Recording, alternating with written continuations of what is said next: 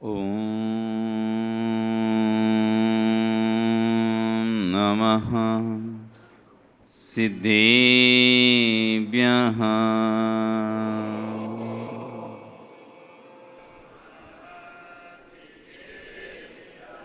ॐ नमः सिद्धेभ्यः।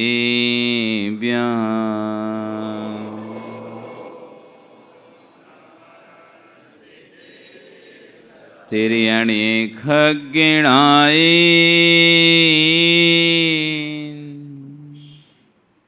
रुतारी मोह सैर सिरणी बिहू आयरी राऊ पसियो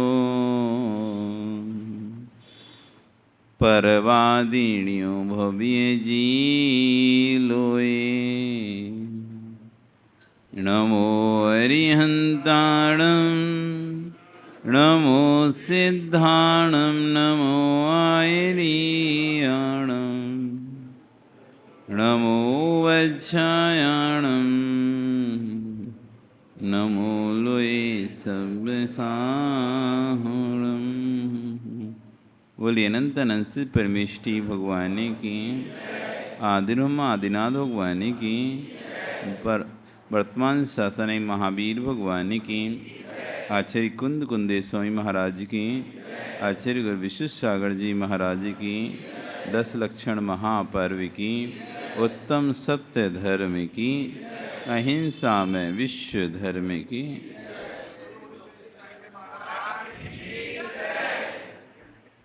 भवबंधु,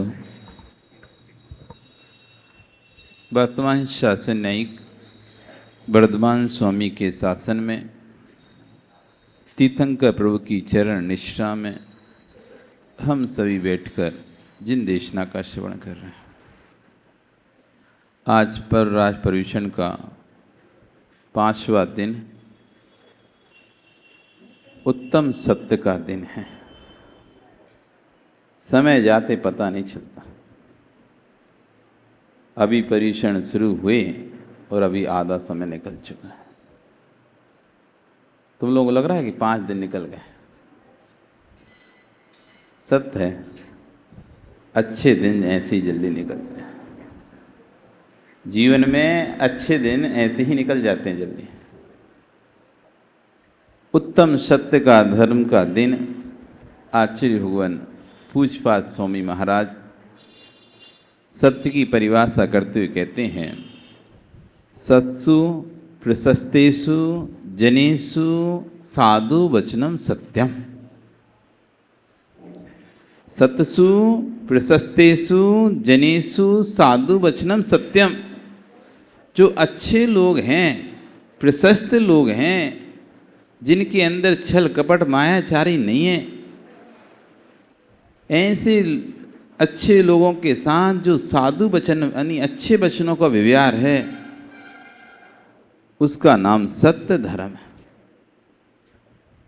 साधु वचन, साधु वचन समझते हो क्या होते हैं? साधु वचन महाराज के वचन।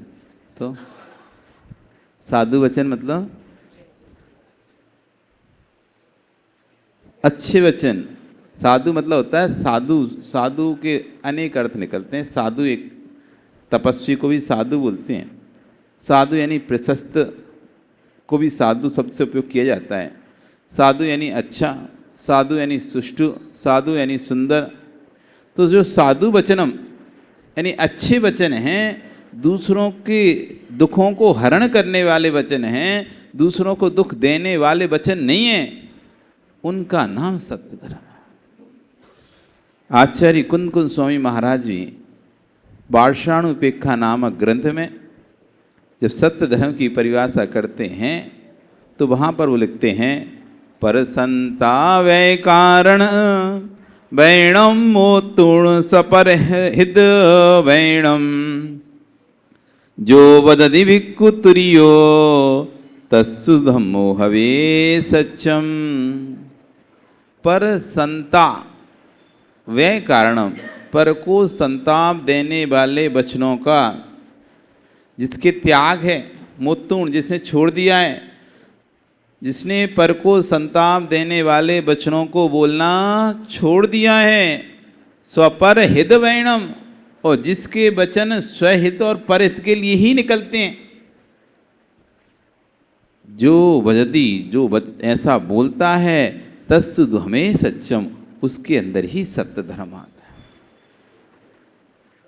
सत्य वही बोल पाएगा जो भय से रहित होगा, स्नेह से रहित होगा, लोभ से रहित होगा, आशा से रहित होगा। भय स्नेह लोभाश्य, भय से, स्नेह से, लोभ से, आशा से जो सहित होगा वो कभी सत्य नहीं हो पाएगा। आपको अपना मरण का भय है, अपने मरण के भय को बचाने के लिए आप असत्य बोल सकते हो। किसी से स्नेह है, उस स्नेह के राग में आप असत्य बोलोगे। कोई वस्तु की प्राप्ति की आशा है, वो प्राप्त हो जाएगी यदि आप उसका साथ देंगे, तो इस आशा से आप असत्य बोलोगे। कोई वस्तु का लोभ है कि भैया यदि अपन ऐसा करेंगे तो हो सकता है अपन को वस्तु मिल जाए, तो लोभ में व्यक्ति असत्य बोलता है। तो वह से, स्नेह से, आशा से, लोभ से, ये चार कारणों से व्यक्ति असत्य बोलता है। यदि इन चार कारण हट जाएं, आप व्यापार में क्यों असत्य बोल रहे हैं? लोभ है कि भी 2 पैसे कमाने का लोभ है आपको, इसलिए तो व्यापार में असत्य बोलना पड़ता है। यदि लोभ ना हो तो क्यों असत्य बोलो आप? यदि पैसे कमाने का लोभ ना हो तो असत्य क्यों? असत्य नहीं बोलोगे। ये चार ही ऐसे कारण हैं जिनसे व्यक्ति असत्य का सहारा लेता है। भय, लोभ, स्नेह और आशा। बसु झूठ सेती नरक पहुंचा, स्वर्ग में नारद गया। एक कथा आगम में आई है। 3 शिष्य थे, बसु, नारद और पर्वत। अपने गुरु के पास शिक्षा अर्जन करते हैं तीनों शिष्य। बसु, नारद और पर्वत। बसु राजपुत्र था, नारद वैश्यपुत्र था और पर्वत ब्राह्मण पुत्र, गुरु का पुत्र था, गुरु का स्वयं का पुत्र था। तीनों एक साथ एक ही गुरु से शिक्षा ग्रहण कर रहे हैं। एक दिन शुद्ध सागर नाम के मुनिराज आकाश मार्ग से जा रहे थे अपने शिष्यों के साथ। तभी अपने शिष्यों से पूछते हैं, देखो नीचे गुरु अपने 3 शिष्यों को पढ़ा रहा है, तुम निमित्त ज्ञान से जानकर बताओ इनकी गति क्या होगी।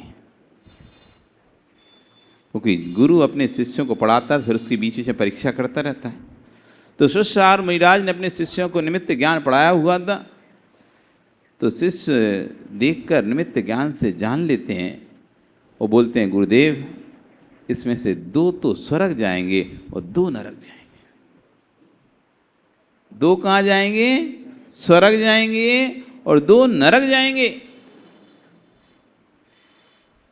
राजा, बसु और पर्वत ये नरक जाएंगे,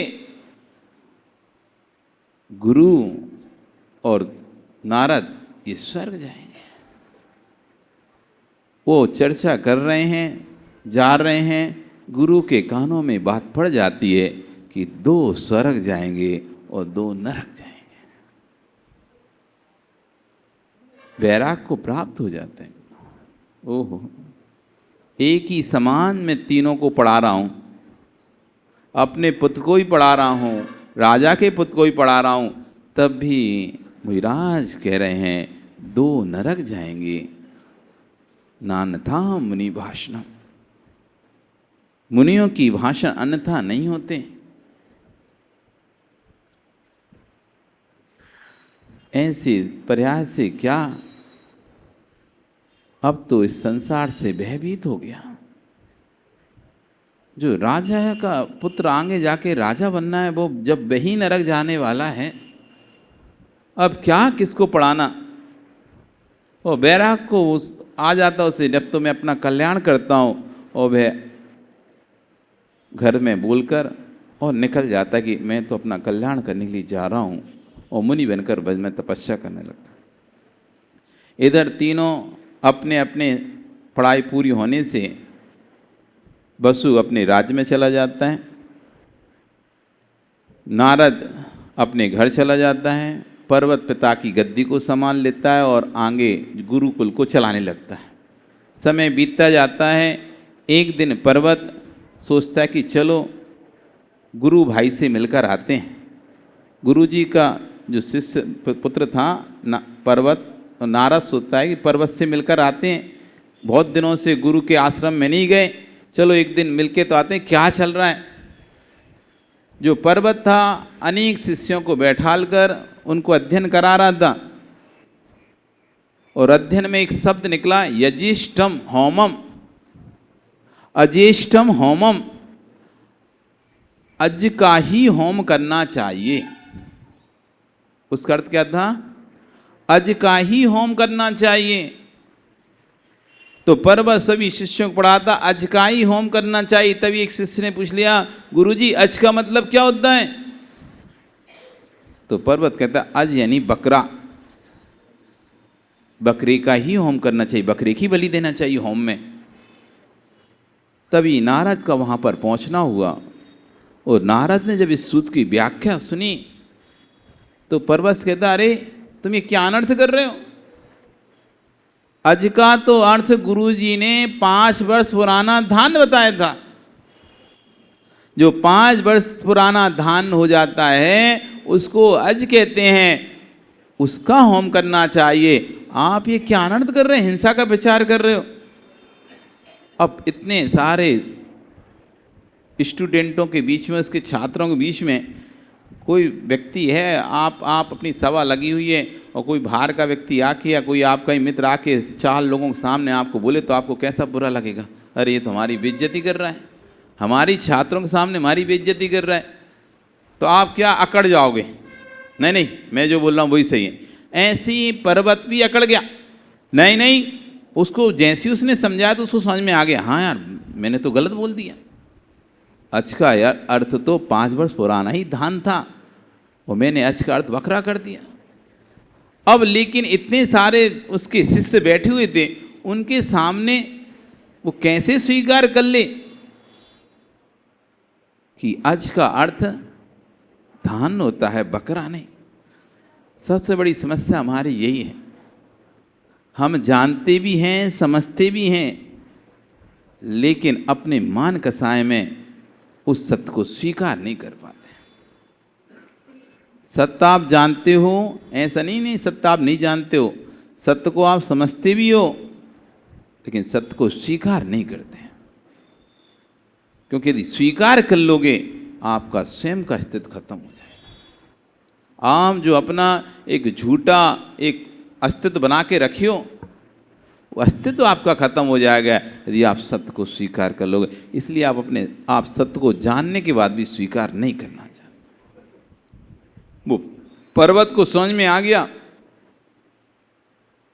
कि आजकल, लेकिन फिर भी इतने सारे शिष्यों के बीच में कैसे कहते कि हाँ मैंने गलत की बोला। शिष्य कहीं देखो तो हमारे गुरुजी कुछ आते नहीं है, कुछ का कुछ पढ़ाते रहते हैं। अब सभी शिष्य गुरुजी की ओर देख रहे हैं। पर्वत कह दिया अज का अर्थ तो बकरा ही है। नारद कहता है नहीं नहीं, अज का अर्थ 5 वर्ष पुराना धान है। गुरुजी ने पढ़ाया था, और हम भी थे, तुम भी थे, और यहां तक कि राजा वसु भी थे उस समय,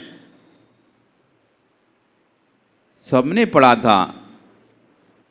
अब कसाय कभी कभी बात धीरे छोटी सी रहती है, लेकिन बढ़ते बढ़ते फिर ऐसी हो जाती है, फिर वो लंबी खिंच जाती है, और बात बढ़ गई, बढ़ते बढ़ते यहां तक पहुंच गई कि जो यदि झूठ बोल रहा होगा उसकी जबान काट दी जाए। पर्वत ने कहा यदि मैं झूठ बोलूं तो मेरी जबान काट देना, लेकिन आज का अर्थ तो बकरा ही है। नारद उसे बार बार समझा रहा है, लेकिन वो नहीं मान रहा। माँ अंदर से देख रही है, पर्वत की माँ अंदर से देख रही है, अरे ये पर्वत क्या बोल रहा है। जब इनके पिता पढ़ाते थे तो मैं वहीं आसपास घूमती रहती थी, काम करती रहती थी, मैंने भी सुना है अज का अर्थ तो 5 वर्ष पुराना धान होता है।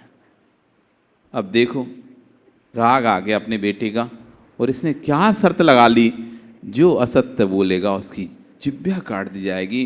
उसे लगा कि पति तो जा चुका है पहले से ही, अब एक बेटा ही तो सहारा बचा है, और यदि इसकी ही जवान कट गई तो फिर मेरा सहारा कौन होगा।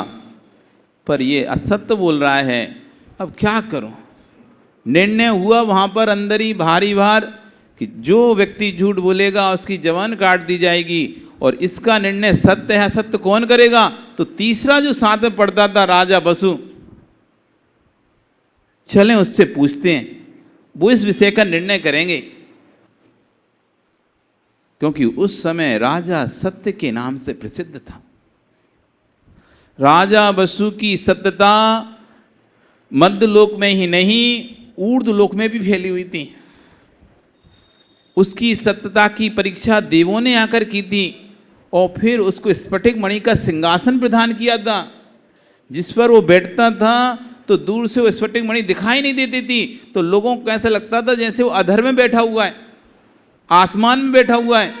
वो स्फटिक मणि सिंहासन पे बैठता था, लेकिन दूसरों को लगता था कि आसमान बैठा था। उसकी पूरे विश्व में ख्याति प्राप्त थी कि सत्य का कोई मूर्ति है, उसका नाम है राजा बसु। राजा बसु सबने कहा स्वीकार है, राजा बसु तो सत्य बोलेगा, और वो जो बोलेगा वही प्रमाण होगा, वो जो बोलेगा वही प्रमाण होगा।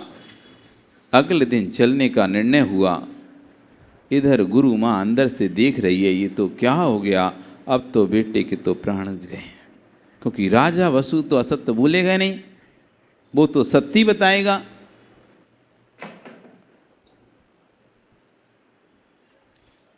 तभी उसके मन में आया, क्यों ना राजा बसु से मिला जाए। और वे सायकालीन बेला में ही राजमहल की ओर निकल गए। और जैसे ही राजा बसु को इधर पता चला कि गुरु माँ आ रही हैं, उसने उनका बढ़िया बहुत सत्कार किया, सम्मान किया। क्योंकि जिनके यहाँ रहकर वो पढ़ा है, उनका उपकार तो मानना पड़ेगा उसे। तो उनके पास रहा है, खेला है बचपन से, वहीं खाया है। तो गुरु माँ को आते दिखते बड़ा प्रसन्न होता है, और उनका सत्कार करता है, उच्च स्थान देता है, बैठता है। उनके चरणों में बैठकर पैरों की सेवा करते बोलता है, माँ आप क्यों आई। मुझे बोल दिया होता, मुझे बुला लिया होता, मैं आ जाता। नहीं, आज मैं तुमसे कुछ मांगने आई हूँ, और जो मांगने आता है वो बुलाता नहीं है, वो लेने आता है। मैं मांगने आई हूँ, तुम्हें वचन देना होगा कि तुम मेरी इच्छा की पूर्ति करो। कभी वचन मत देना, प्रवचन भले देना, प्रवचन देना, लेकिन वचन मत देना। वचन दे दिया, राजा दशरथ ने फंस गए। वचन दे दिया हरिश्चंद्र ने, तो डोम के यहाँ नौकरी करना पड़ा। वचन दे दिया राजा बसु ने, तो नरक में जाना पड़ गया। बोलो माँ क्या चाहिए आपको। धन संपत्ति दौलत क्या चाहिए, मकान जमीन जायदाद, वो तो सोच ही नहीं था क्या चाहिए होगा। यही सोच रहा था कि यही होगा और क्या होगा। ठीक है वचन देता हूं, आप मांगिए जो चाहिए। मेरे बेटे को प्राण दान दीजिए। क्या, मेरे बेटे को अभय दान दीजिए। क्या हुआ मां। पर्वत और नारद के बीच में आगम के विषय को लेकर भैंस छिड़ गई है। यजिष्ठम होमम, जिसका अर्थ है 5 वर्ष पुराना धान, उसको मेरे बेटे ने उसका अर्थ कर दिया है बकरा।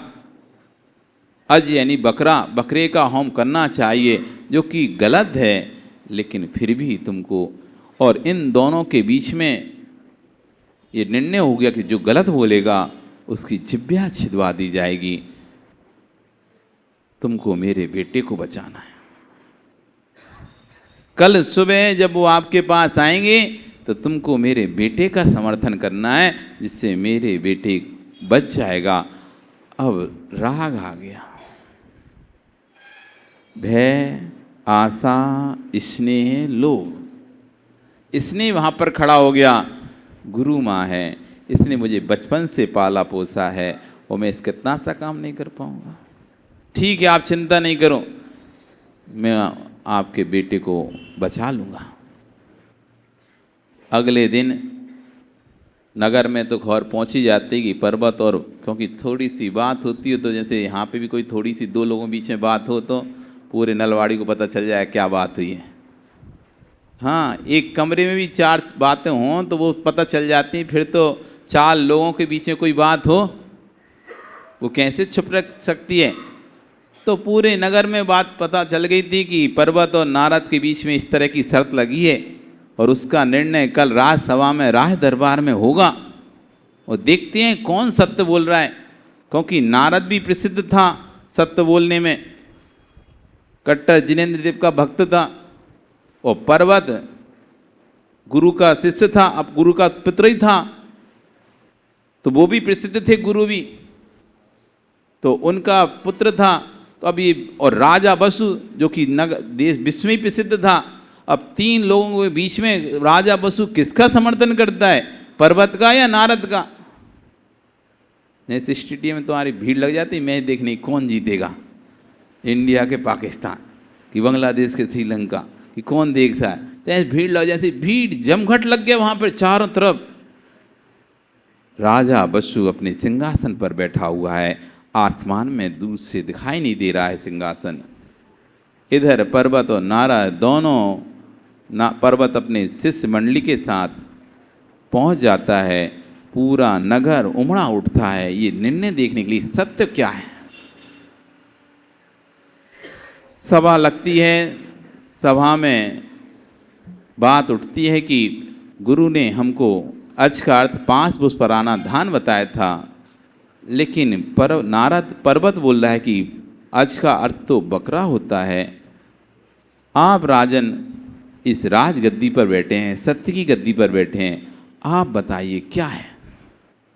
अब एक समय के लिए राजा क्या बोले, इधर स्नेह दिख रहा है माँ का, उधर सत्य दिखाई दे रहा है। सत्य बोलता है तो वचन छूटता है, और वचन का पालन करता है तो सत्य छूटता है। 2 में से एक होगा, आप क्या करोगे? आपके सामने ऐसी कंडीशन, स्थिति बन जाए तो फिर क्या करोगे, बताओ? अब क्या करोगे? एक तरफ सत्य है, एक तरफ स्नेह है।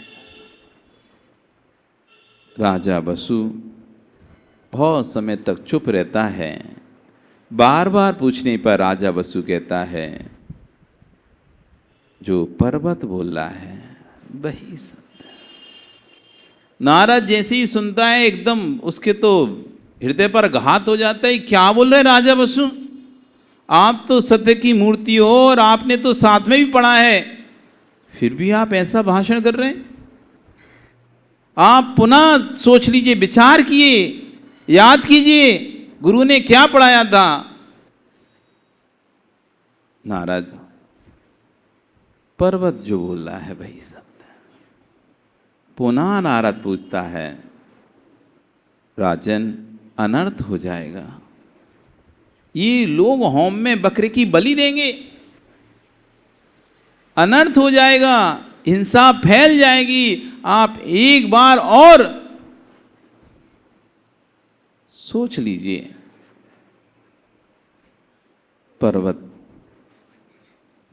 बसु कहता है, जो पर्वत कह रहा है वही सत्य। उसको पता तो था अंदर क्या सत्य है, लेकिन अब राग था, स्नेह था, वचन दे दिया था। और जैसे ही तीसरी बार उसने कहा कि जो पर्वत बोल रहा है वही सत्य है, जो आसमान में बैठता था तुरंत उसके सिंहासन के 1000 टुकड़े हो गए और आसमान से जमीन पर गिरा। ये क्या भविष्यवाणी हो गई, राजा वसु तुमने असत्य बोला है, और ये तुम्हें सिंहासन सत्य की महिमा पर प्रदान किया गया था। ये देव पुनीत सिंहासन तुम्हें सत्य की महिमा पर प्रदान किया गया था, और तुमने असत्य भाषण के ईश्वर बैठकर, इसलिए आज से देव पुनीत सिंहासन तुमसे छीन लिया जाता।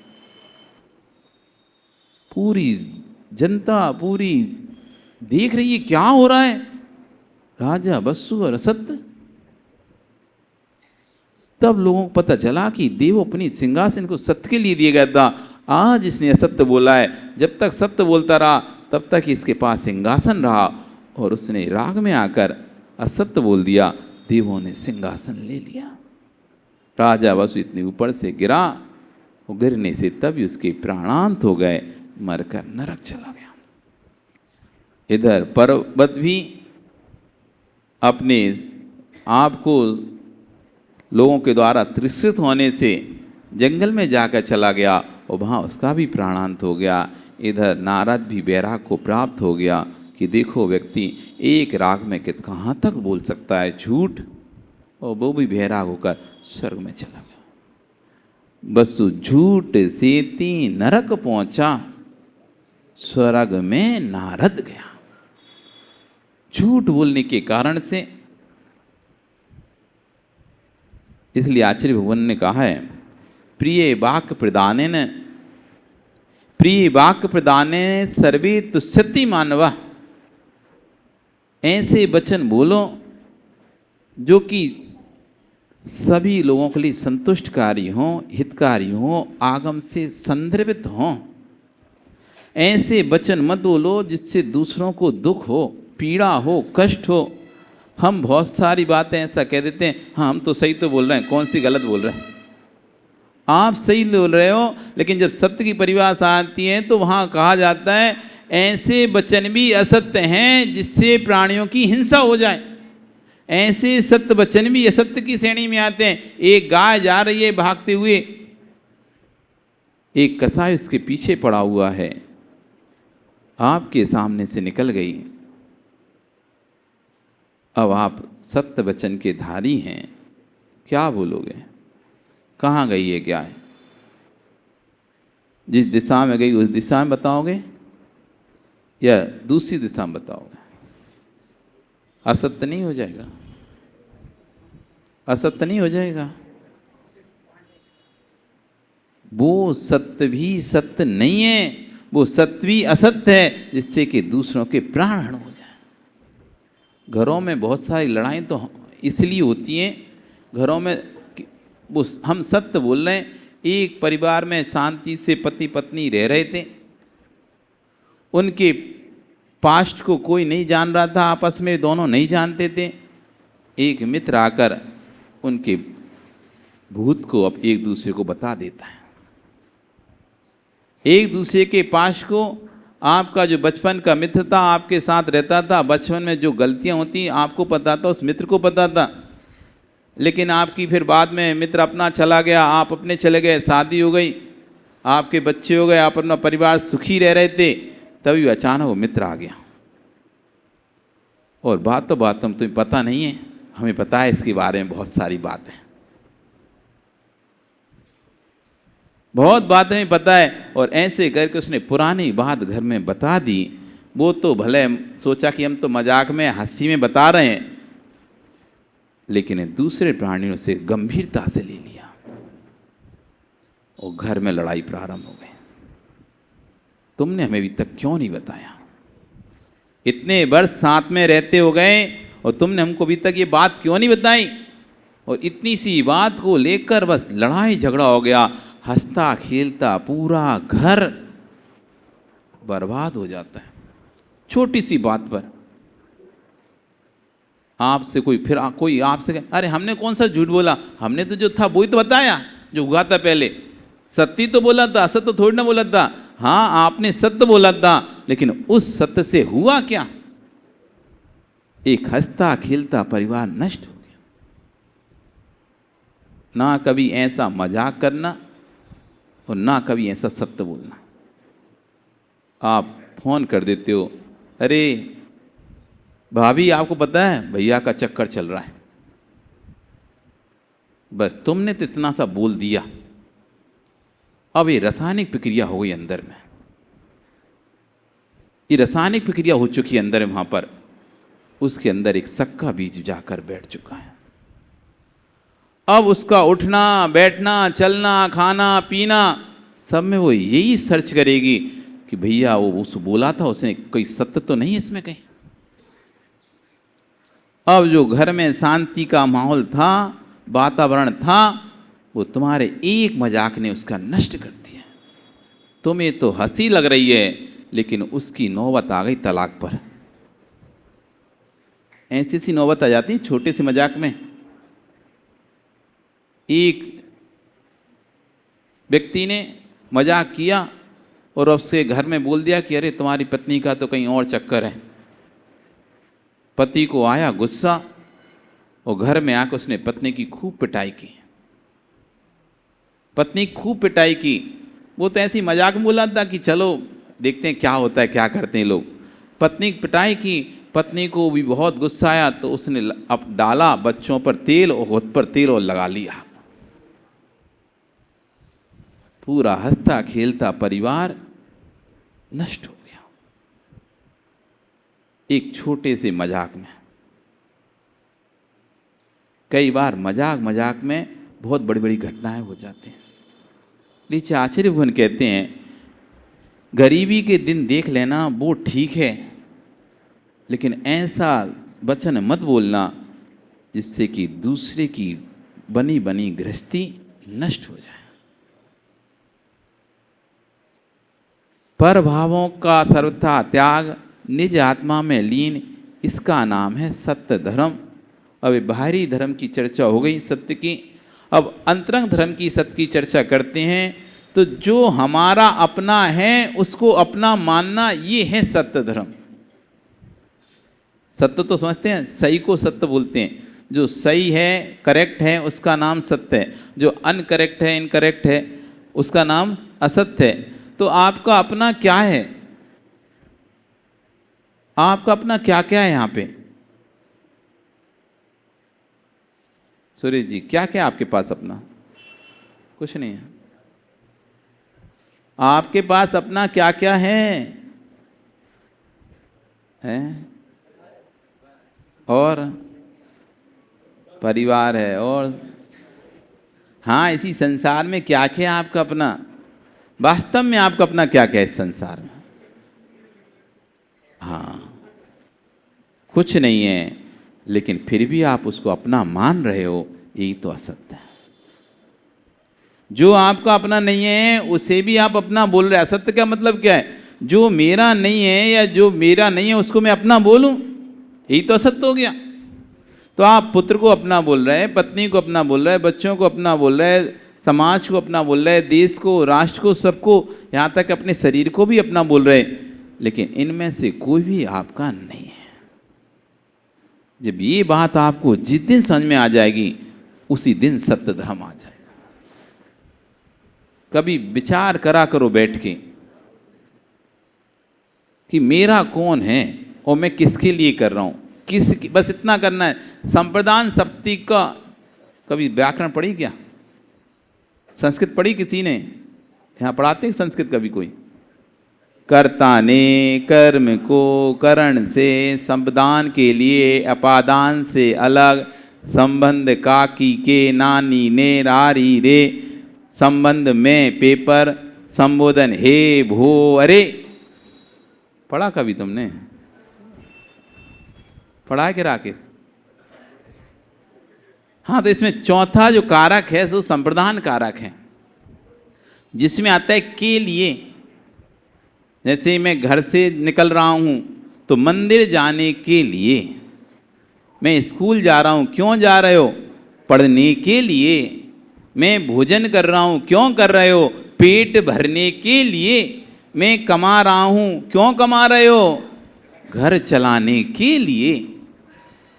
जहाँ पर के लिए जोड़ दिया जाता है वहाँ चौथी विभक्ति हो जाती है संप्रदान, और जहाँ से अलग शब्द जोड़ दिया जाता है वहाँ पांचवी विभक्ति होती है अपादान।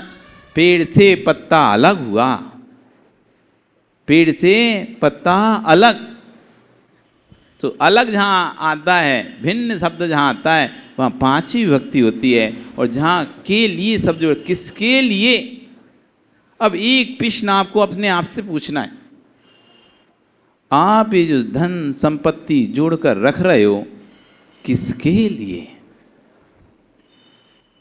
बस एक ही प्रश्न करना है, जिन्हों किसके लिए? परिवार के लिए, अपने लिए, समाज के लिए, देश के लिए, किसके लिए? दिवस किसके लिए? चंचल से पूछ लो, आया क्या? चंदन, अच्छा चंदन है, तीखड़ी है, तीन की तिकड़ी। तो चंदन पूछ लो अपने चंद्र प्रकाश मित्र से, किसके लिए? किसके लिए आप जो संपत्ति जोड़ रहे हो वो सब किसके लिए? परिवार के लिए या अपने लिए? दो में से कोई तो एक होगा ना उत्तर। दैनिक पापा से पूछ लो, किसके लिए तुम पैसा जोड़ रहे हो? यदि मेरे लिए जोड़ रहे तो मत जोड़ो। पूत सपूत तो का धन संचय, और पूत कपूत तो का धन संचय। यदि मेरे लिए जोड़ रहे हो तो बिल्कुल मत जोड़ो। यदि मैं सपूत दूंगा तो खुद ही कमा लूंगा, और कपूत निकला तो जितना कमा के रखोगे सब नष्ट कर दूंगा। तब किसके लिए? ओ गौरव, पूछ ले तेरे पप्पा से, खाए नहीं दे जाते मोबाइल दिला दिया करें। किसके लिए जोड़ के रख रहे हैं पैसा? बोल दिया कर, ये तो पुराना है। पापा को बोल दिया कर, किसके लिए जोड़ रहे हो? मेरे लिए जोड़ रहे हो कि अपने लिए जोड़ रहे हो? वो कहें तेरे लिए तो लाओ दो, मेरे लिए जोड़ा तो दो। और यदि अपने लिए जोड़ रहे हो तो अपने ऊपर खर्चा करते तो हो नहीं। किसके लिए? परिवार के लिए जोड़ रहे हो। क्यों राजकुमार, किसके लिए जोड़ रहे हैं? बच्चों के लिए। तुम्हारे बच्चों से पूछ ले रहे हैं, गौरव ये तेरे जो पापा है खूब पैसा दिन रात लगा रहता है, पैसा लगाते नहीं है, काम करते नहीं करते, पैसा जोड़ते नहीं जोड़ते, वो तुम्हें देता ही नहीं देता? देते हैं ना? तो तुम्हारे पापा ऋषि, तुम्हारे पापा है क्या? कहाँ बैठे? कौन से ऋषि के पापा भैया? कहाँ है? किधर? कहाँ खड़े हैं? पीछे? किधर है भैया? लाल शर्ट पे ना, तो पता नहीं कहाँ दुका के आते तो हैं? आलू के पीछे। अरे कहाँ ऋषि पापा? सामने तो आ देना। अच्छा ये है। क्यों तुम क्यों नहीं पहनते दो दुपट्टा? अभिषेक करने के लिए? ऐसे ही? बहुत बढ़िया।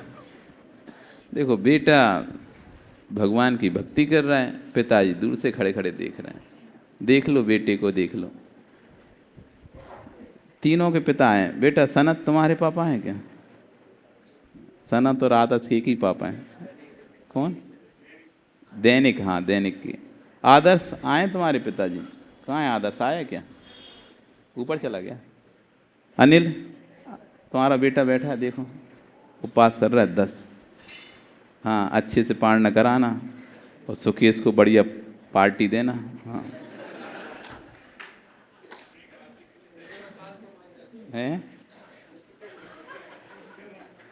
अनिल से लेना, ज़्यादा मोटी रकम है ना, मोटा आसामी है ये। पूरी समाज को भोजन कराने लिए पैसे इकट्ठे करोगे ना, तब अनिल से ले लेना 2 लाख रुपए इकट्ठा। तो सभी लोग को बेटे बैठे हुए हैं और पिता भी बैठे हैं, तो बेटो बताओ, ये तुम्हारे पिताजी तुम्हारे लिए कमा रहे कि नहीं कमा रहे? कमा रहे ना? पक्का सोच लो एक बार, कमा रहे ना? तुम पर खर्चा भी कर रहे हैं और तुम बढ़िया मौज मस्ती भी कर रहे हो उस पैसे का। तो ये जो कमा रहे हैं, कमा कमा कर कैसे कमा रहे हैं? पाप से कमा रहे हैं, पुण्य ऐसे धर्म से कमा रहे हैं? झूठ, चोरी, कुशील, परिग्रह, 5 पाप तो करना ही पड़ता है व्यापार में। झूठ ना बोलें तो व्यापार चलेगा, चोरी ना करें, जीएसटी ना चोरी करें और भी चोरी ना करें तो व्यापार चले कैसे? तो 5 पाप करके हिंसा भी होती है, उसमें झूठ भी होता है, चोरी होती है, कुशीली होती है, परिग्रह, सब कुछ होता है। तो 5 पाप करके ये पैसा इकट्ठा कर रहे हैं। विश्व दिवस पिताजी कर रहे हैं नहीं पैसे इकट्ठा, कि तुम कर रहे हो? पिताजी किए ना तुम्हारे लिए इकट्ठा पैसा, और तुमने उसका उपयोग किया कि नहीं किया? अभी तो तुम कमाने लगे, जब कमाए नहीं थे तो भूख गाड़ी में घूमते थे, बढ़िया पेट्रोल खर्चा करते थे, दोस्तों को पार्टी घुमाते थे, होटल में कहीं यहाँ कहीं वहाँ घूमते थे ना, तो खर्चा करते थे, तो उसका उपयोग करते थे। तो पिताजी ने जो संपत्ति कमाई, तो निश्चित है जो भी संपत्ति कमाए पाप का अर्जन तो होगा, क्योंकि बिना पाप के संपत्ति नहीं कमा सकते आप। करना तो पड़ेगा, झूठ छल कपट मायाचारी तो करनी पड़ेगी। बिना झूठ छल कपट के मायाचारी नहीं करोगे, और उससे आपको कई बार ऐसा भी करना पड़ता है कि दूसरे का आपको इतना अहित भी कर देना पड़ता है कि सामने वाले को बहुत नुकसान हो जाता है। तो छल कपट आदि के द्वारा जो संपत्ति कमाई है, उस संपत्ति कमाने कर्म का बंध किया है। माताओं, आप उपयोग करते ही करती है, लोग संपत्ति कमा के लाते हैं, उसका उपयोग करते हो ना कि नहीं करते? तुम्हारे बेटे के पिता जो पैसा कमा रहे हैं उसका उपयोग आप करते नहीं करते? खूब करते हो, खूब अच्छी अच्छी साड़ियाँ खरीदना, गहने जेवर सब खरीदना, मोबाइल वगैरह सब खरीदना, खरीदते ही हो। अभिषेक, क्या नाम तुम्हारा? अभिषेक ही नाम है ना? तो ये सब तुम कर रहे हो बेटा, अभिषेक, ये सब तुम कर करके अपनी देवी को, अपने सबको कमा कमा के खिला रहे हो, दे रहे हो। इस सबसे पाप का बंध होता ही नहीं होता करने से। तो उस पाप के बंध के कारण दुर्गति में जब तुम जाओगे, नरक आदि तिरंच आदि गतियों में तुम जाओगे, तो जो लोग तुम्हारे पैसे को भोग कर रहे हैं उनमें से कौन तुम्हारे साथ जाएगा? बोलो ना, क्यों मानता हूं? ये जो तुम्हारे बेटे के पिता कर करके तुमको दे रहे हैं, और जब इनकी दुर्गति होगी ना तो धर्म करते। अभी 10 दिन कर लिए तो ठीक ठाक है, बाकी के 355 दिन तो आप जानती हो। और बहुत सोच तो अभी भी के 10 दिन में भी नहीं आ पा रहे, वो 10 दिन भी नहीं आ पा रहे, अभी भी घर में बैठे हैं। ऐसी उनकी बुद्धि है कि व्यापार तो बंद नहीं है, लेकिन अभी भी 10 दिन वो धर्म के लिए अभी भी नहीं आए हैं। कई परिवार के कई सदस्य होंगे, वो घर में कह रह रहे हो कि भैया चलो चले जाओ, 10 दिन तो कम से कम हैं, 10 दिन ये अभिषेक कर लो। परमेश्वर 355 दिन तो करते नहीं है, 10 ही दिन पड़े तो 10 दिन अभिषेक कर लो, लेकिन उनके 10 दिन भी भाव नहीं हो रहा अभिषेक पूजन के। कभी तो कोई दान देते नहीं, 10 दिन में ही कोई एक आध बोली ले लो, शांति धारा के ले लो, कछु के ले लो, घर में इतना पैसा पड़ा है, क्या करोगे? मर जाओगे। तब भी उनकी जी से नहीं निकल रहा। एक माँ बोल रही थी कि महाराज क्या बताएं, घर में इतना पैसा है बेहिसाब, लेकिन अब उसको लग रहा है कि कोई बोली ले लें, लेकिन आते नहीं है मंदिर ही नहीं आते। पैसा को करेंगे कहाँ? हमें पैसा नहीं चाहिए, हम लगता है कि ये लोग धर्म में थोड़ा आगे आ जाएं, धर्म में थोड़ा खर्चा करें, धर्म में कोई बोली लें, कुछ करें तो अच्छा लगे। उस पैसे को जोड़ कर रखे जा रहे हैं। सुबह सो व्यापार, शाम को सो व्यापार, रात को सो व्यापार, शांति नहीं व्यापार से। 10 दिन भी व्यापार नहीं छूट रहा है। 10 दिन भी ऐसा लगता है कि भैया जल्दी से मंदिर से छूटें और पहुँचें, दुकान खोलें। वहाँ भी ऐसा नहीं लगता भैया 10 दिन है, पर्यूषण चल रहा है, आराम से शांति से पूजा कर ले रहे, पूजा करके फिर आराम से हार दे के फिर खोल लेंगे। लेकिन नहीं, अभी भी ऐसा लगता है बस हाँ महाराज प्रवचन बंद करो, हम करें शांति धारा और फिर हम जाएं। हो गया हमारा तो पर्यूषण इतना ही है। 10 दिन भी भाव नहीं आ रहे, तब सोचो फिर ठीक है, इतना भी भाव आ गया कुछ लोगों का कि 10 दिन अभिषेक कर रहे हैं, और कुछ तो ऐसे आ गए हैं वो घर में बिस्तर पर पड़े हैं, मोबाइल चला रहे होंगे, लेटे होंगे, घर की सब महिलाएं और जो भी और लड़के बच्चे वो तो यहाँ आ गए, अब घर में कोई है नहीं है तो घर की चौकीदारी कर रहे हैं श्वान जैसे। श्वान होता है ना, श्वान को छोड़ के आते हैं ना, घर में बांध के आ जाते हैं कि घर की रक्षा करना, सब लोग जा रहे हैं, ऐसी जो लोग नहीं आए वे श्वान ही हैं बिल्कुल। अब तुम घर की चौकीदारी करो, अब जा तो हो नहीं रहे, तो जब तक हम नहीं आए घर देखते रहना, घर देखते रहना। तो स्वानी पर्याय मिलेगी उनको बाद में। फिर जो अभी नहीं आ पा रहे, परीक्षण में भी नहीं आ रहे, घर में बैठे हुए हैं और मोबाइल आदि चला रहे हैं, टीवी देख रहे हैं, मस्त पड़े हुए हैं, तो बे आगे जाके स्वान बनना है। फिर तुम दूसरों के घर पर बंधे रहना आगे ऐसे ही, और वो मालिक लोग जाएंगे और तुम लोग जो आ रहे हैं बहुत अच्छा है, कम से कम उन्होंने अपनी एक पर्याय से अपनी रक्षा कर ली। आप लोगों की रक्षा हो गई स्वान पर्याय से, पक्का है। नहीं तो पक्के स्वान बनते, घर की सेवा देखते रहते, फैक्ट्री में बाहर बांध दिए जाते या घर में बांध दिए जाते, तो वॉचिंग। तो माताओं ये दुर्गति जाएंगे तो आप लोग जाओगी साथ में? कौन से नरक तक जाओगे इनके साथ? हैं? सुकेश देख लो, तुम्हारी देवी बिल्ली, हम तो नहीं जाएंगे सुकेश के साथ, कोई नहीं जाएगा। फिर किसके लिए कमा रहे हैं? फिर किसके लिए कर रहे हो इतना? तुम्हारे लिए तो बहुत है, पर्याप्त हो चुका है, तुम्हारे लिए तो पर्याप्त हो चुका है, जरूरत नहीं है तुम्हारे को कमाने की अपने लिए। तो यदि खुद के लिए कमा रहे तो खुद के लिए तो इतना तुमने जोड़ के रख रखा है कि जरूरत नहीं है। वो देवी तो कह रही तुम तो कमाओ लेकिन जाओ तुम, हम तो नहीं जाएंगे।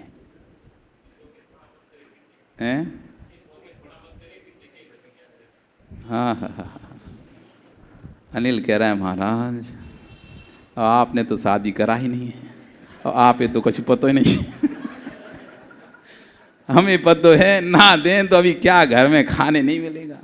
अरे तो ठीक है, घर से भगा देंगे तो हम तो यही चाहते हैं, तुम्हें घर से भगा दें तो तुम हमारे पास आ जाओ, और काहे लिए चाहे। अरे जो जिसका व्यापार होता है तो वो अपना व्यापार की सोचता है, सबको अपने अपने व्यापार की चिंता होती है।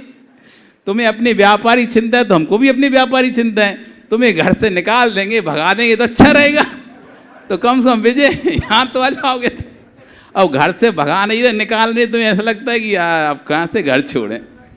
और एक बार अच्छे से निकाल तो दो इन्हें, भगा तो दो, अच्छी गालियाँ दे के भगा तो दो एक बार घर से, तो कम से यहाँ आ जाएं। तुम भी धीरे धीरे धक्का देते हो, धक्का दूर से लगता ही नहीं है, वो धक्का देते हो तो बस वो कहाँ तक जाता है, वो चौखट के अंदर तक ही रह जाता है।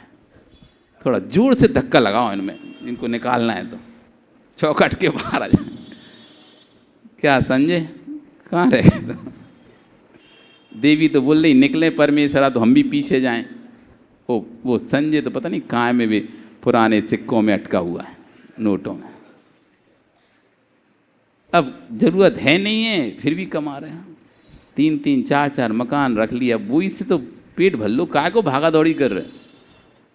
शांति का जीवन जियो और चलो गुरु के सेवा में। फिर कहते महाराज नाराज तो नहीं है, अब सेवा करना नहीं है गुरु की तो फिर क्या होगा? सब छोड़ो छाड़ो, ओम शांति। तो सोच लो, सुन लो क्या कह रहे हैं। नहीं जाएंगे तुम्हारे साथ, अब कमा लो कितना भी कमा रहे हैं, किसके लिए कमा रहे हो और क्यों कमा रहे हो? जिसके लिए तुम कर रहे हो जितना पाप और धर्म को पूरी तरह से छोड़ बैठे हो, आपको बिल्कुल भी यदि कमाना है कमाओ, लेकिन अपनी व्यवस्था करके कमाओ। समझदार पुरुष वही होता है जो अपनी सुरक्षा करके दूसरे की रक्षा करता है। वो पागल पुरुष है जो अपनी रक्षा किए बिना दूसरे की रक्षा करता है। कोई व्यक्ति को करंट लग गया, उसको बचाना है तो आप क्या सीधे जाकर उसको पकड़ लोगे, खींचोगे क्या? तो क्या होगा? वो तो मर ही रहा है, तुम और मर जाओगे। उसकी रक्षा तो कर नहीं पाओगे, अपने प्राण और दे दोगे। यदि उसकी रक्षा करना है तो पहले स्वयं कुचालक का उपयोग करो, ऐसी वस्तु को हाथ में रखो जिससे आपको करंट ना लगे। तब उसको खींचोगे तो वो भी बचेगा और तुम भी बचोगे। आप संपत्ति कमाओ मना नहीं कर रहे, धन कमाओ मना नहीं कर रहे, व्यापार करो मना नहीं कर रहे, परिवार का पालन पोषण करो उसके लिए मना नहीं कर रहे, लेकिन अपनी सुरक्षा करते हुए कि भैया इतना मैं भी अपने लिए कमा लूं धर्म का, कि इनके कमाते कमाते इतना पाप कर रहा हूं तो कम से कम कोई ऐसा कार्य भी तो करूं जिससे उस पाप को बराबर करने के लिए कोई बैलेंस बनाने के लिए कुछ होना चाहिए। तो हम परिवार के राग में, कमाने के राग में ना तो अभिषेक कर रहे, ना पूजन कर रहे, ना गुरु को दान दे रहे, ना सेवा कर रहे, ना भयभीति कर रहे, कुछ भी तो नहीं कर रहे। कर क्या रहे हो आप? दिवस पूरे दिन भर में 24 घंटे धर्म के नाम पे क्या करते हो? जयप्रकाश कितना करते हो बताओ तो, कितना करते हो धर्म के नाम से? वो पीछे तुम्हारा बाली घूम के आए, कहाँ कहाँ घूम के आए, दुनिया में पैसा खर्चा करके आ गया, लाखों रुपए यहीं ले लेते, लाखों की बोली, कम से कम थोड़ा पुण्य लग जाता। कम से कम इतना ही करो, बनिया हो तो बने रहो। बनिया की खासियत थी, बनिया, जैनियों को बनिया कहा जाता था।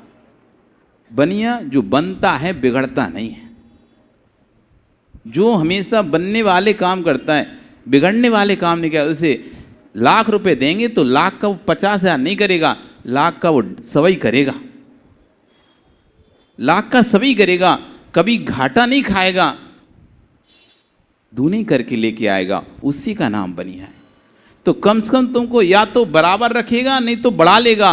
तो तुम्हें जो मनुष्य पर्याय मिली है, अब ये मनुष्य पर्याय को आप बना के रख पा रहे हो, इससे या देव पर्याय प्राप्त कर रहे हो या इससे घाटा करके नरक और तिरंच जा रहे हो। तो नियम सोचो कि आपने मनुष्य बने तो नियम से भूत में तो पुण्य किया ही होगा। अनुमान साधना साध विज्ञानम अनुमानम, साधन से साध का ज्ञान हो जाता है। कोई भी वस्तु को हम देख कर बता देते हैं वस्तु कैसी रही होगी। रोटी खाते खाते बाप बता दोगे आटा कौन सा वाला आटा है, क्योंकि अच्छे गेहूं की अच्छी रोटी बनती है, खराब गेहूं की खराब रोटी बनेगी। जो सस्ता लाल कलर का गेहूं है उसकी रोटी भी ऐसी बनेगी, और जो बढ़िया सरबती गेहूं है उसकी रोटी भी अच्छी बनेगी। तो रोटी को देखकर हम बता देते हैं कौन से गेहूं की रोटी है। दूध पीते पीते आप बता सकते हो कि दूध किस पे तपा हुआ है, कोयले की अग्नि पे तपा हुआ है कि घास की अग्नि पे तपा हुआ है कि कंडे पे तपा हुआ है या गैस पे तपा हुआ है या हीटर पे तपा हुआ है। दूध पीने से उसका स्वाद पता चल जाता है कि दूध पी रहे हैं तो कौन सी काय पे दूध तपा हुआ है।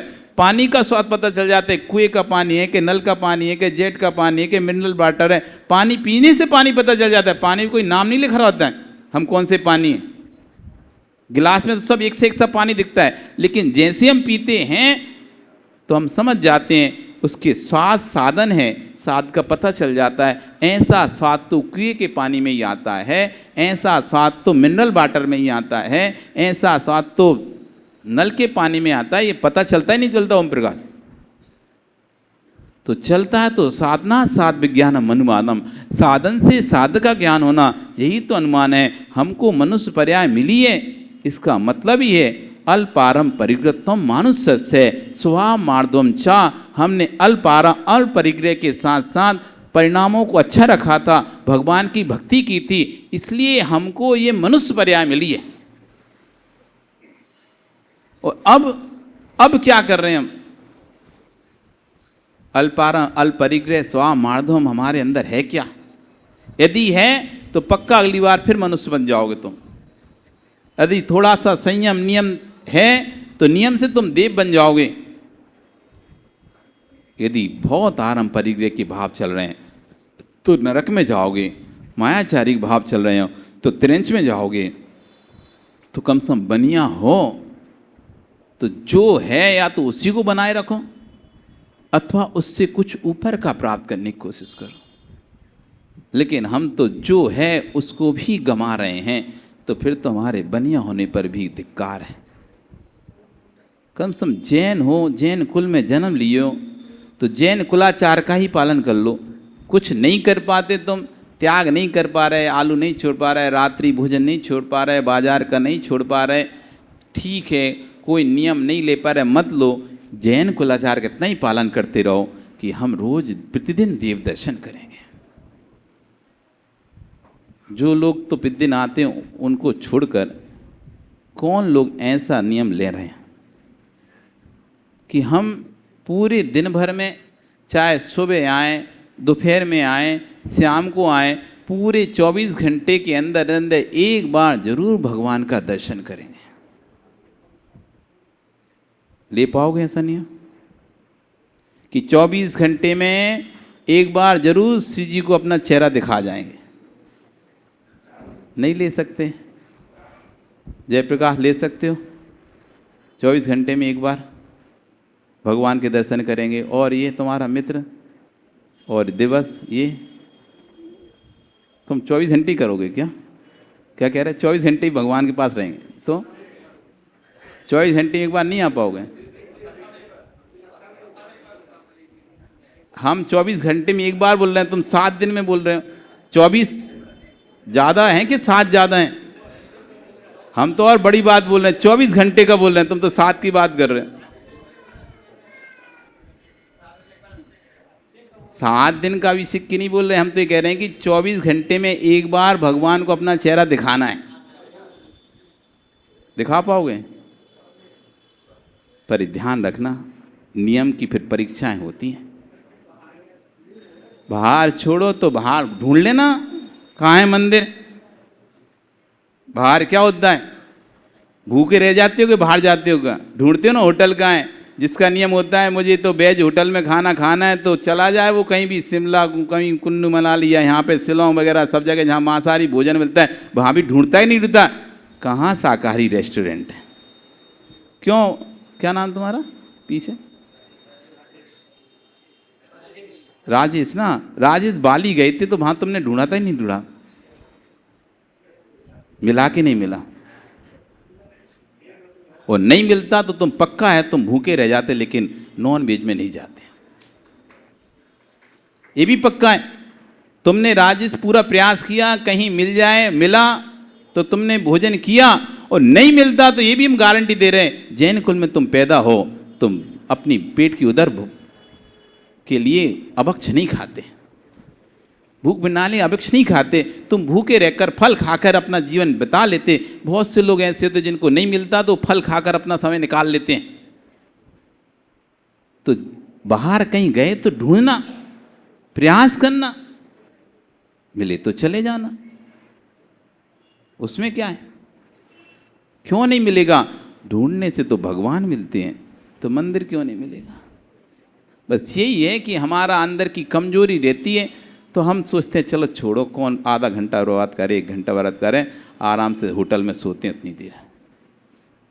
तो जितनी देर होटल में सो रहे हैं उतनी देर में पता कर लो, और निकलने से पहले व्यक्ति पता कर सकता है कि अमुक जगह जैसे ही जाते हो तो पहले से पता करते हो कहाँ पे होटल बीज मिलेगी, कौन सा शहर में है, कौन से एरिया में, सब पता करके जाते नहीं जाते? यहाँ से गए थे यात्रा में तुम दिवस, सब जानकारी लेके गए थे नहीं गए थे? दमोह, कुंडलपुर, जबलपुर सब जगह घूमे थे, तो कहाँ रुकना, कहाँ होटल, कहाँ क्या क्या, यहीं से सब जानकारी ली थी नहीं ली थी? तो कैसे ले ली थी तुमने? हाँ, तो जैसे ले ली थी वैसे उसको भी ले सकते हैं कि हम अमुक शहर में जा रहे हैं, उस शहर में कोई जैन मंदिर है क्या? यदि है तो किस जगह पर है, हम जाकर 2 मिनट में दर्शन करके आ सकते हैं। नहीं है तो फिर बात ही खत्म है, वहाँ तो फिर कुछ नहीं है, मन में स्मरण कर लेना। लेकिन यदि एक बार नियम का पालन करोगे तो विश्वास मानना, एक छोटा सा नियम भगवान बना देता है। एक छोटा सा नियम भगवान बना देता है। एक ऐसी प्रवचन चल रहे थे तो एक सेठ को अब महाराज ने खड़ा कर दिया, भैया ले लो तुम नियम। तो बोला नहीं ले पाऊँ। तो उसने कहा क्या नियम ले सकते हो? वो नियम ले लो, डेली किसका दर्शन करोगे? तो उसने कहा ठीक है एक काम। अब वो बहुत देर तक सोचता है सेठ, किसका करें किसका करें, मंदिर तो रोज़ कैसे आना होगा। तो उसने सोचा कि मेरे सामने एक कुम्हार है जो घड़ा बनाता है, उसके पास एक गधा है, वो सामने बंद रहता है, खिड़की से देखो तो गधा दिख जाता है। बोले मैं रोज गधे के दर्शन करूँ। महाराज गधे के, हाँ कि रोज गधे के दर्शन करूँगा। तो ठीक है, पर ध्यान रखना नियम को तोड़ना नहीं। हाँ बिल्कुल, उसे क्या था, रोज तो बस खिड़की खोलना है, गधा देखना है। तो गधे के दर्शन करूँगा। और उसने नियम ले लिया। महाराज ने कहा ठीक है चलो इसी का पालन करो, तुम गधे के दर्शन करो।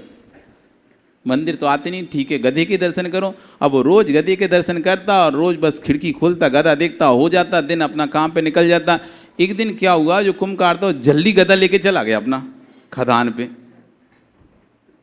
अब जैसे उसने खिड़की खोली तो वहां गधा बंधा नहीं था। अब गधा बंधा नहीं तो उसको कहा, अरे गधा कहाँ चला गया ये, आज मैं कैसे दर्शन करूंगा फिर इसके, और नहीं करूंगा तो मेरा नियम टूट जाएगा। तो वो बाहर निकलता है, उससे पूछता है उसकी पत्नी से, कुम्भकार की, गधा कहाँ गया तुम्हारा? बोला वो तो पति देव लेके गए वो खदान पे मिट्टी लेने के लिए। कहाँ है खदान? यहीं पास में थोड़ी दूर पे। तो दौड़ा भागा जाता है, देखता है कि वहाँ खदान पे तो कोई नहीं। तो वहाँ एक व्यक्ति घूम रहा था कि भाई कोई खदान पे गधा लेके आए, नहीं आज ये वाली खदान बंद है, वो दूसरी वाली खदान पे गया है, वहाँ से आज मिट्टी मिल रही है। तो वहाँ जाता है, तो वहाँ जाता है, इधर क्या कुम्भकार नई खदान पे गया था तो खोद रहा था, खोदते खोदते उसे कुम्भकार को घड़ा दिखाई दे गया, सोने से भरा एक घड़ा निकल आया। और वो देख रहा, कोई देख तो नहीं रहा। वो धीरे से उस घड़े को रख ही रहा था उसमें। इधर ये सेठ पहुंचा, उसने दूर से देखा वो गधा बोरा, वो वहाँ के नहीं चट्टान से खड़ा होके, दिख गया आज तो दिख गया। और कुंभकार क्या समझाए, लगता है इसको सोना जो घड़ा मुझे मिला था वो दिख गया। अब ये तो जाकर राजा को बोल देगा, तो बस आगे जाके बोल देगा तो अपने तो पल्ले कुछ पड़ना नहीं। तो तुरंत वो, भैया रुको सेठ जी रुको, क्यों, क्या हुआ? आप किसी को बोलना नहीं, ये आप आधा आप रख लो, आधा मैं रख लिया। सेठ जी ये क्या? हाँ कि घड़ा मिला है और आप जोर से बोले दिख गया, तो अब मुझे डर लग गया इसलिए आपको आधा दे रहा। अब वो सेठ अंदर, मैं तो सोच रहा था, मैं तो गधे के लिए बोल रहा था, गधा दिख गया, मुझे तो घड़े का पता ही नहीं था। लेकिन देखो एक नियम कि मैं गधे का दर्शन करूंगा, ये नियम आज मुझे संपत्तिशाली बना दिया। नहीं होता नियम तो गधा क्या कोई भी हो तो से पता चलता। ऐसी छोटा, जब उसको ये भान हुआ कि जब एक छोटे से नियम से, ऐसे सड़े से नियम से जब हमको ये संपत्तियां मिल सकती हैं, तुरंत तो दौड़कर मुनिराज के पास जाता है, अब आप जो नियम दोगे वो मैं पालन करूँगा, क्योंकि मुझे नियम का फल समझ में आ चुका है। इसलिए ले लो आज एक नियम कि 24 घंटे में एक बार भगवान के दर्शन जरूर करें। ले रहे क्या गौरव, ले रहे कि नियम? ये बात ऋषि ले लो, उठा दो हाथ एक बार तना, कौन कौन ले रहे हैं? जिनके हैं जो आते हैं, नहीं तो कपूर चंद जी कहेंगे अरे महाराज के हम हाथ नहीं उठा रहे, हम आते नहीं है कि हम तो रोज आते हैं। भाई इसलिए पहले ही बोल दिया हमने, जो रोज आते हैं उनको छोड़कर, जिनके नियम ही हैं प्रतिदिन देव दर्शन के, उनको छोड़कर जो भी हैं वो हाथ उठा दो। अब तो ठीक है कपूर जी। हाँ तो भैया एक देखो आदि, टेचू और इधर गौरव, ऋषि, आदर्श तुम क्या कर रहे हो? दैनिक क्या कर रहे हो तुम? हाँ दैनिक और सनत पक्का डेली मंदिर आओगे? आते ही हो। और बाकी के तुम तिकड़ी तीन की कभी दिखते तो हो नहीं हमको, आते हो? राजेश बढ़िया है भैया। बाकी सब, ओ देखो कितना छोटा बच्चा वो हाथ उठा रहा है, बहुत बढ़िया बेटा। ऐसे ये छोटा सा संस्कार है, यदि यही संस्कार आपके अंदर में पड़ जाए तो जरूर ये संस्कार आपको नियम से भगवान बनाएगा। आपका समय हो, कल फिर आओगे, पर्याय रही तो पुनः हम यहाँ पर चर्चा करेंगे। शाम को भी चर्चा करेंगे, शाम को भी इस प्रवचन होता है। और शाम को आप लोग बता दें कि प्रश्नोत्तरी होती है। प्रवचन में से जनरल नॉलेज में से 5 प्रश्न पूछे जाते हैं, जो उनको उत्तर देता है उसको नाम मिलती है। और आज से तो एक और व्यवस्था कर दी जा रही है, जो मोबाइल पर भी बैठे बैठे उत्तर देंगे उनको भी इनाम मिलेगी, उनके घर हाँ पोस्ट करवा दी जाएगी ऑनलाइन। कमेंट में आपसे प्रश्न किया जाएगा और आप यूट्यूब चैनल पर खोल के वहाँ पर नीचे कमेंट बॉक्स में अपना उत्तर लिख देंगे, हमको पता चल जाएगा तो आपको भी इनाम। जो नहीं आ पाते या तो आप बाहर हैं, जो घर में बैठे हुए हैं और यहाँ नहीं आ पाते, चलो हम ही उनके पास चले जा रहे हैं, वो नहीं आ पा रहे। तो इस बहाने तो जिन जिनको अब उत्तर देना हो प्रश्न, तो सुबह के प्रवचन, शाम के प्रवचन, दोपहर की तत्वार सुद की क्लास और पर्युषण की पूजा, इनके बीच में से ही सारे प्रश्न होंगे। जो प्रश्न उत्तर देंगे तो अच्छी उनको बहुत सुंदर इनाम भी उनको मिलेगी। बोली भगवान महावीर स्वामी की। जा वाणी के ज्ञान ते